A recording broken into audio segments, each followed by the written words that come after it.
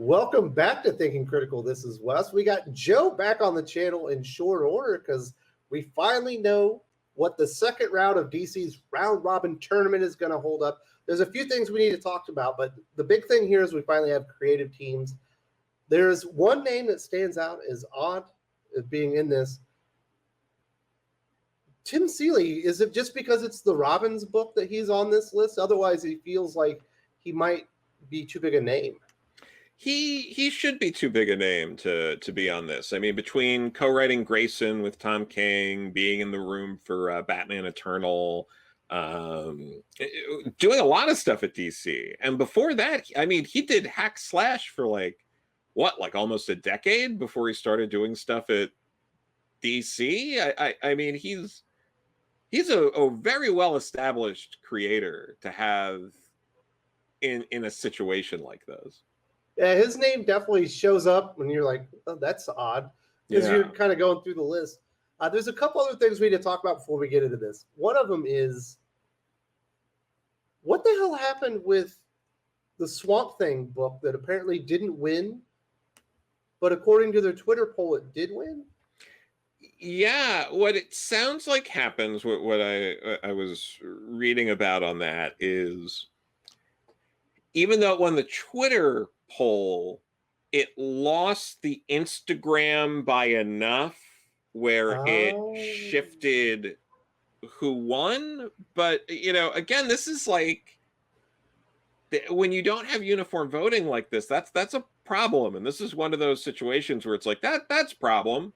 It is. It's confusing because if you go to their Twitter and you select, you know, the message that had the polls, it lights up and says, you know, Swamp Thing won the vote. You're like, oh, Swamp Thing got through on it. You know, it says it was almost 50-50. Yeah. There you go. So Instagram did it. I'm not on Instagram. I guess I should have been on there. Maybe I should have voted there too. Yeah. And then it's very strange. So yeah, that was strange. And then the last thing I guess we should do with this is a little bit of cleanup is there was a Q&A with the editorial team behind all these pitches. Mm-hmm. And apparently this vote isn't all that important because whether Justice League Queer JLQ won or not, it sounds like that book is likely happening. Is that the impression that you got? Possibly in like some fashion. Like I think we might get, like, if any of these issues were finished, we'll eventually get them. Maybe we're not going to get a 6-issue miniseries, but maybe we'll get some one and done stuff with the creator teams that are going to be digital first or something like that. I'm not sure if these are not going to be digital first. Like, these 6-issue miniseries could be digital first and then only get printed as trades. I don't know. So let's get into this bracket and we can talk about the winners. So Green Lantern's Underworld on Fire defeated Etta Candy, Holiday Hero.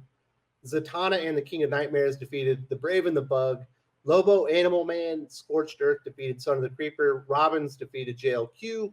Jesse, Quick Control defeated Paws Off the Justice League. Blue Beetle, Graduation Day moved on against Night Runner.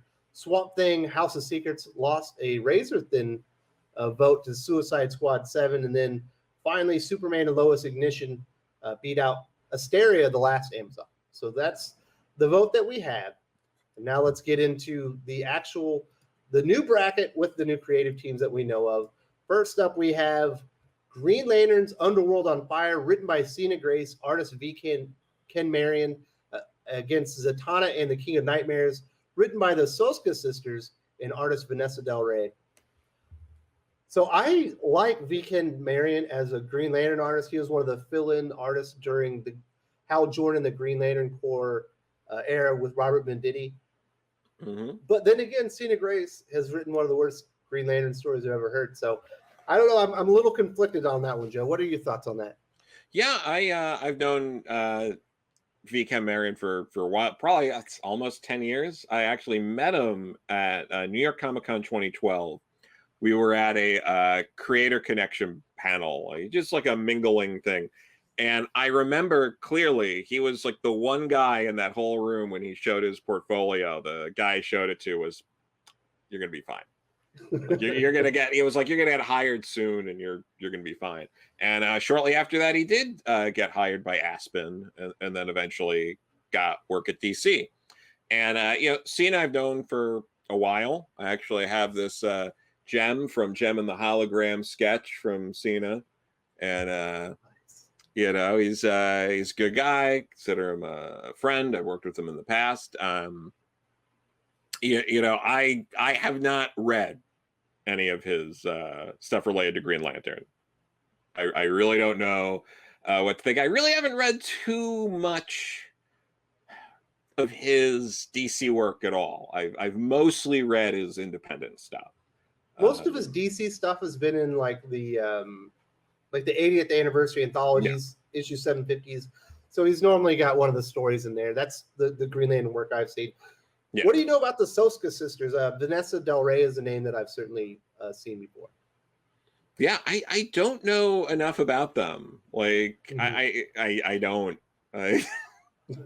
These are, I don't know them in terms of, certainly in terms of comics. I have no idea. But. All right, so this one's tough. The Cena Gray story that was Green Lantern was 10 pages in Green Lantern 80th anniversary. V. Ken Marion is a damn good Green Lantern artist. I like the pitch in itself was fine. So I'm gonna give Cena Grace the benefit of a doubt and say that he won't screw this up, and that's probably the better project. Probably, yeah. I really want to see V. Ken Marion on more DC work too. So that's where I would like to go. All right, so let's talk about the next matchup. We've got Lobo, Animal Man, Scorched Earth, written by Heath Corson, artist Scott Hepburn, versus the Robins, written by Tim Seeley with artist Valdemar Rivas. It's got to be Robins, right? That's the Tim Seeley. Oh, absolutely. I mean, Heath's a screenwriter. I don't know if he's done much with comics. I'm kind of really sick of the screenwriters doing this work. So that's already, to me, a screenwriter taking on a comic is kind of a negative out the gate. So yeah. And Tim Seeley is a proven commodity when it comes to the Bat family. So certainly, yeah, he was the co-writer for the Dick Grayson when he was like a super spy. He was also the writer of Nightwing when DC Rebirth started. He did all the Batman TMNT crossover stuff. So he certainly has a good handle on all the characters in the family, and he's definitely the biggest name writer on here. Oh, yeah, no, I am confused why he's even on this and why you wouldn't just do a Robins series with Tim Seeley and just announce it as a miniseries that you're doing instead of this round robin. Like, no, just do that. It almost feels unfair to the other creators, doesn't it? Because he's like the big name. Yeah. No, it does. It does feel to an extent unfair. It's unfair both ways. It's unfair to the other people competing, and it's also unfair to Tim Seeley because it's like just greenlight this book for Tim. What are you doing? Yeah, it's like it makes no sense. Why isn't there a Joshua Williamson book while they're at it? It's another proven commodity on TV. No, exactly. Why don't we have a Tom King book in here too? All right, I would vote against that. Well, you know what I mean. I got you. He's one of their best-selling authors. So next up, we've got Blue Beetle Graduation Day, Josh Trujillo with artist Adrian Gutierrez, I believe. Jess Quick Control, Stephanie Phillips, the current writer for Harley Quinn, with David LaFuente on art. I am opposed to the Blue Beetle Graduation Day pitch on its own. I did not think it sounded all that exciting. Stephanie Phillips, I thought her first half of her Harley Quinn story in Future State was pretty good. So I'm more leaning toward Jesse Quick. Although it seems kind of weird, like they have all these Flash characters. Why is this the Flash character that they're going to talk about in this? You know? Yeah, I'm honestly torn here. I do know Josh. I've worked with Josh before. He's great. And Steffi's already on a book. Like, if she doesn't get this isn't like, oh, where's she going to go at DC? Like, Stephanie's all set. So while I think I'm a little more interested in this Jesse Quick book, the difference this makes for someone like Josh is much bigger than for Stephanie. So these are the kind of things I'm like mulling over. I'm not really sure where I'm going to land on this yet. I'm a little torn here. We got some Natalie and Bruglio going on, right? Just a little bit. Just a little bit. So that one's tough for you. Like I said, I'll go with Jesse Quick. Yeah. Next up, we've got Superman and Lois Ignition. Writers Collin, Kelly, and Jackson Lanzing. Artist Vasco Georgiev versus Suicide Squad 7. What I think was a pretty decent upset. I'm shocked that Swamp Thing pitch didn't go through. It felt like it was the best pitch, period. Yep. That's written by Rex Ogle. Artist, I'm gonna destroy this. Dionis Nevis. Sorry if I got your name wrong. So I do want to say this. I can finally show a comic book. You're always doing this. Yeah. I have supported Vasco Georgiev's written and illustrated Shifted series from his self-published Diamond Age comics in the past. He's I believe he's an architect from Switzerland. Super nice guy. He was also working on the Deja Thoris series when it relaunched with was it Dan Abnett. So he's had some decent work in the past. I think he's a really nice guy, cool artist. I didn't love the Superman and Lois Ignition pitch all that much, but I'm going to support my boy Vasco. I supported his entire Shifted series, and I bought the first few issues of Deja Thoris as well. Yeah, I mean, I'm also like, I also don't know which way I'm going to go here, mostly because this threw a wrench into things for me with Swamp Thing not winning. I wasn't seriously considering Suicide Squad because I assumed I wasn't going to have that choice.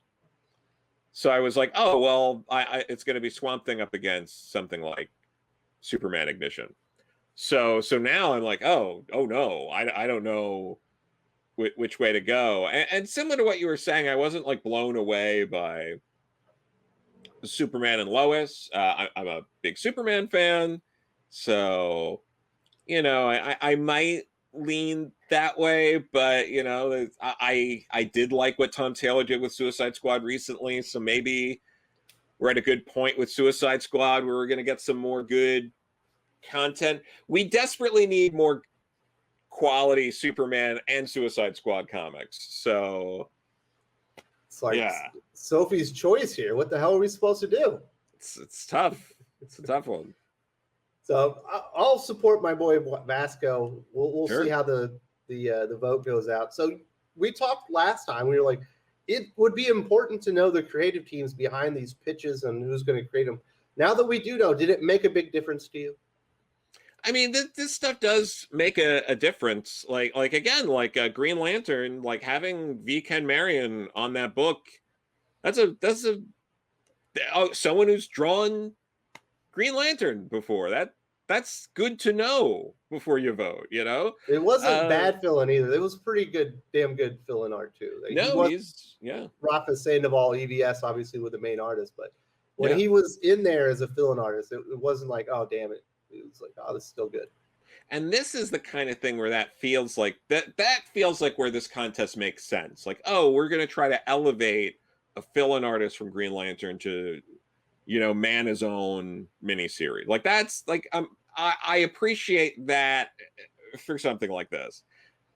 But yeah, then there's these other things too. Like we were saying with Tim Seeley, it's like I can't believe he's in this, and he might end up running away with this potentially. Now that people know it's a Tim Seeley book dealing with the Bat family, you know, or we're gonna audience. Yeah, it's that's crazy. And then also it makes a lot of the stuff around JLQ more perplexing because you know, without going, you know, like I do not know the status of every single person who's writing these books, but I know, like, just off the top of my head, just from knowing them personally, you know, Cena and Josh are both queer guys. So like it seems like you could not support JLQ and still support, you know, queer creators potentially writing queer characters. You know, maybe there is going to be queer rep in some of these other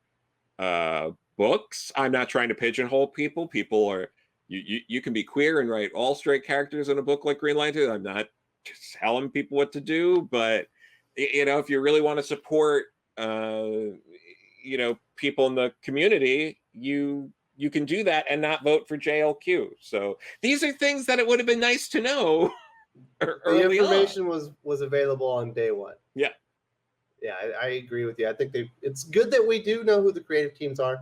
I imagine it's going to be really tough to unseat Tim Seeley on a Robins book, though. Yeah, if it already wasn't already at the head of the table, which it probably was, just as a Robins book, something people wanted. Now you throw a name creator that's worked with those characters in the past. Yeah, no, it's going to be tough. Yeah, I don't know. I don't envy anyone going up against Robins at this point. But best of luck to all the creators. If this is potentially a big break, hopefully you win out. If you don't, hopefully DC Comics has a plan for you. Maybe those go out on digital only, something of that nature, and you can get your story published. If you enjoyed this video, please give it a like. I would appreciate it very much. It helps us attract more views for the channel. Subscribe for future commentary, comic book news, and reviews. And don't forget to ring the bell for notifications. If you want to talk comics, movies, and much, much more, you can follow me on Twitter at Wes_from_TC. With that, Salamat Po, and I'm out.